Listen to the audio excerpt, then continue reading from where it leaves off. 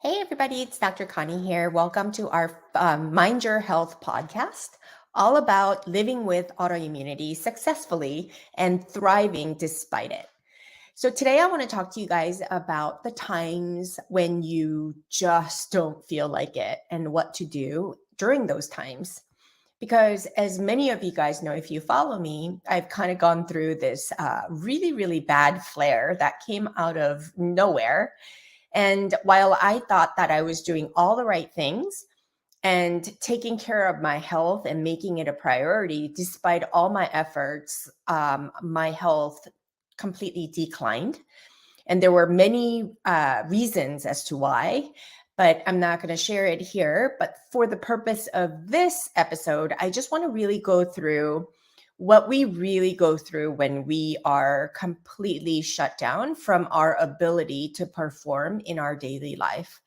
Really, the psychological trauma, the identity shift, and all the things that pull us down during those times is something that I want us to talk about, because me as a clinician used to get really, really frustrated with patients when they wouldn't comply, knowing fully well what things would serve them. But despite what they know, it wasn't always easy for them to comply with what I said. And I never understood why, because as a very disciplined person, I like to consider myself as a very disciplined person. And everything sort of was easy if I wanted and set the goals. But that was with the understanding that I had my health supporting me. For example, when I wanted to meditate every day, I had this throbbing headache ongoing, which would swoosh in my ear so bad that I couldn't get away from it. And after a while, it just really set me off, to a point where I was angry at it. I was so frustrated and I was just so irritated because of this big, intense headache, not to mention the noise in my head. And all the nervous system in my body was sort of like, I don't know, revving up to bother me in every way, including pain in my body. And so to sit in meditation sounds easy, but not when your body is working against you to send you pain signals all along perpetually. And so these are some things and obstacles that I never really realized that my patients were dealing with until I dealt with them myself. So I used to be able to push through no matter what. No matter what I was going through emotionally, physically, whatever, I used to be able to push through. And I can rely on my body to bounce back and do what it's supposed to do. But a month, 2, 3, and then after a year later, it just became a state of being where my physical body was declining, not to mention the morphological changes that I had to experience in my own body, where I blew up with edema, not only in my body, but in my face. So it was very, very, very shocking for me. And I just want to kind of note what we go through is I was really in a state of shame for all the morphological changes. Every time I would look in the mirror and see the reflection of myself, I couldn't recognize that person and I didn't like what I saw. And so I just kind of didn't know it, but subconsciously I was berating myself and I was hating on myself and I was having all kinds of negative conversations telling myself, "Oh my goodness, this is not what I like." And so my focus was all about how much I wanted to get out of feeling this way.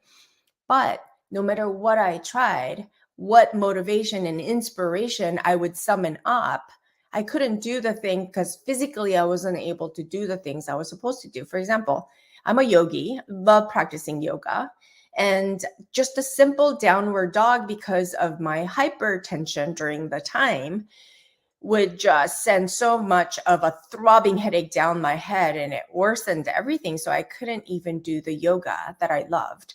I had no livelihood during that time.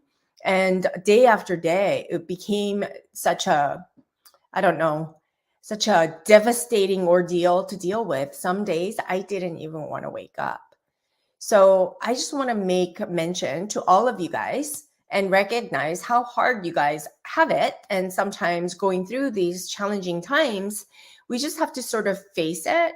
We sort of have to detach from what was and really accept what is, so that we can like allow what is going on in our lives and in our physical body, so that we can kind of push through and offer ourselves grace. And I'm going to talk to you about what shame is, what grace is, and how we can sort of work through so that we can show up in our lives productively, as best as we could, without expectations.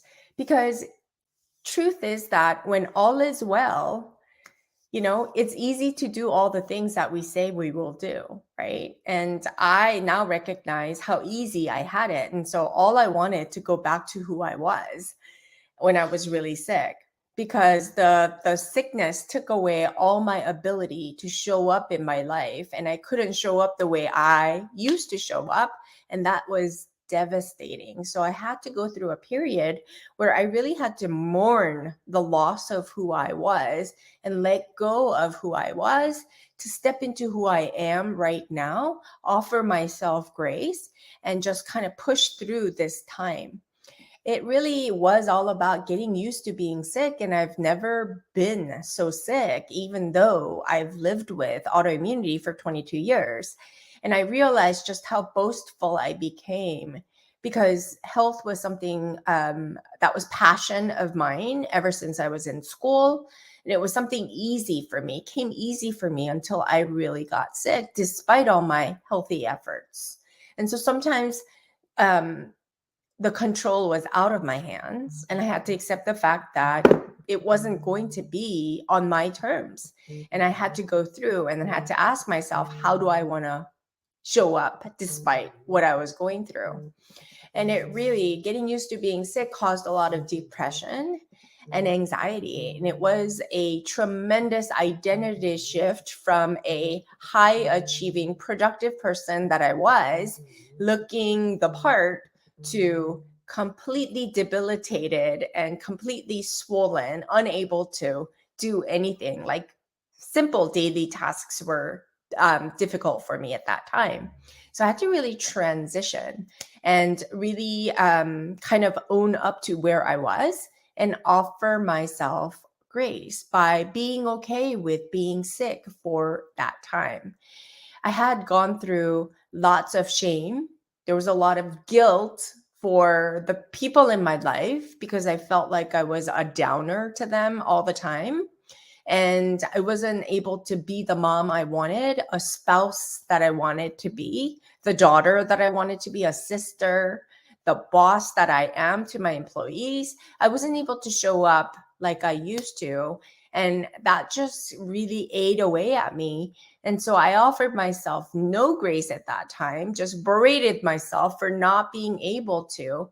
And then I had to really stop and think, if I had a best friend who was going through what I was going through, would I be this mean to that person? And the answer was absolutely not. I would be there to support her, give her compassion and grace, and talk her through. So I had to have that same conversation with myself and offer and learn how to give myself grace.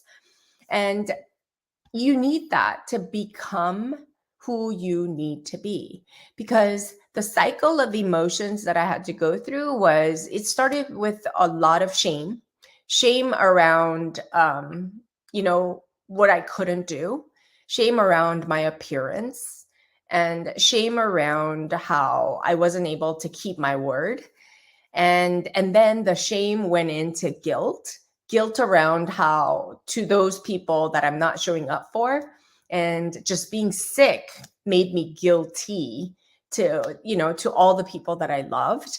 That really led me into depression, where I didn't want to do anything, and I felt like, oh my gosh, no matter what I did, there was no getting better. There was no improvement, which then turned into anxiety over, oh my goodness, what's going to happen to me? And then confusion as to exactly what I need to be doing here and now. And so all that I thought I knew was completely taken away. It was really an experience of being like it was a death to my old self. And so I had to emerge as the new self. And really, it was a forced, really, it was a forced transformation, really re-identifying to who I would become. And I didn't like who I was becoming in the state of guilt and shame and depression, anxiety, and confusion. That's just the opposite of who I used to be. And so I decided I don't want to be that person. And so I started to ask myself questions about how can I be better? How can I show up better for my kids, to do better as a spouse, as a daughter, as a friend, as a boss, and did the best I could and learned what true grace was. The definition of grace is really courteous goodwill, understanding this is where you are and offering understanding and compassion for you and for yourself. And that's what I needed to learn. I took a nap without guilt and shame when I needed. I was able to not push myself to exercise or do yoga when I didn't or couldn't, not just feel like, but I just couldn't get on the mat. And it just didn't feel good because everything hurt and I was so tired, so anemic. And and I had to really define, how do I feel? Why do I feel so bad about myself? And I had to go deep within myself to define what shame was. And as I learned, shame is a painful feeling of humiliation or distress caused by the consciousness of wrong or foolish behavior. And so I decided, whatever is going on physically within me that makes me show up not quite the way I want doesn't justify my shame and owning that. I need to shift that shame into something more productive, right? Offering myself grace and just being sick for here and now and understanding that that's okay. And to offer myself grace, the goodwill to be compassionate towards myself was key for me to go through. And I just want to say, when you feel well and there was light at the end of the tunnel, it's easier.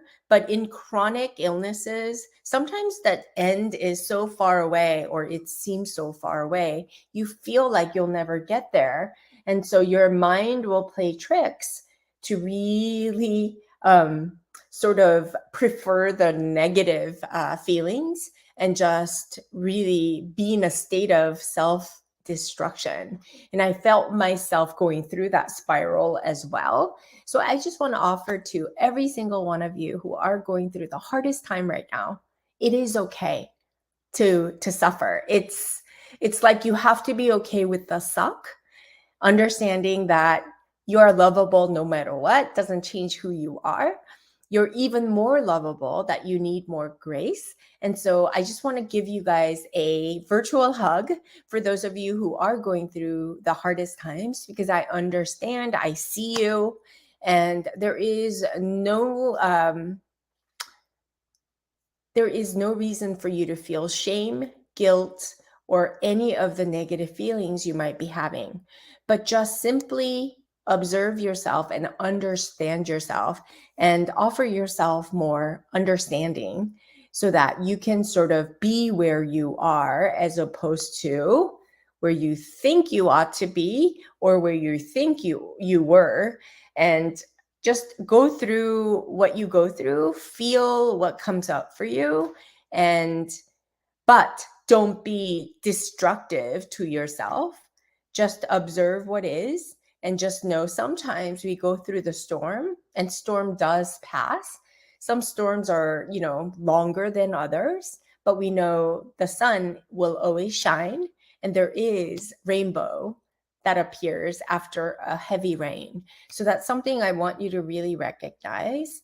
And I think it would help for you to know that I went through that as well. It was a long, long period. And that perseverance and that constant ability to see the truth for what it is, as opposed to all the drama that we drum up, just negating ourselves out of habit, is something I want you to recognize, because every opportunity or every obstacle is an opportunity for elevated consciousness and growth.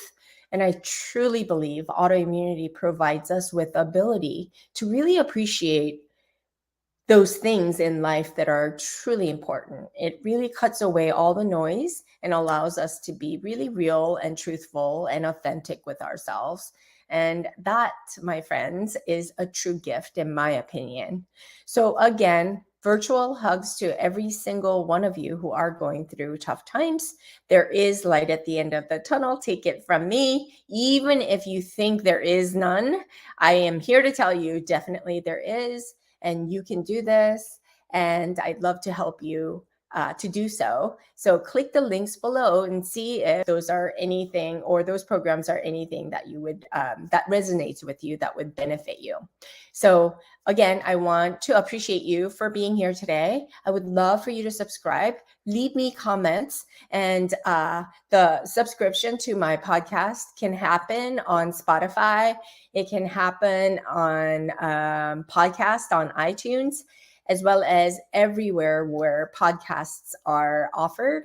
And as well as you can find me at Dr. Connie Cheung, Cheung, on Instagram. I'd love to connect with you there. As well as I will see you guys all next week, and have a wonderful day. Thanks for joining me today, and bye.